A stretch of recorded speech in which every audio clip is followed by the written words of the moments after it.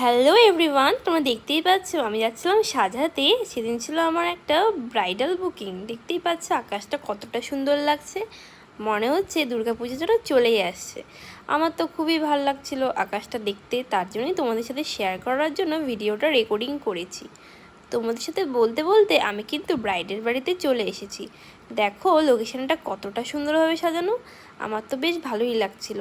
আমারও ভালো লাগে এরকম সুন্দর সুন্দর লোকেশনে এসে ভিডিও শ্যুট করতে। এত সুন্দর লোকেশনে এসে ভিডিও শ্যুট না করে কি পারা যায় বলো? তোমাদের সাথে শেয়ার করতে হবে যে, তার জন্যই তো আমি ভিডিওটা শ্যুট করে নিলাম। আর দেখো আমি কিন্তু আজকে একটা নতুন লুকে এখানে এসেছি। কেমন লাগছে আমাকে তোমরা কিন্তু অবশ্যই কমেন্ট করবে। আর দেখো এই যে আমার মিষ্টি ব্রাইড, ও করছিল রিচুয়ালস, তোমরা এখানে দেখতেই পাচ্ছ।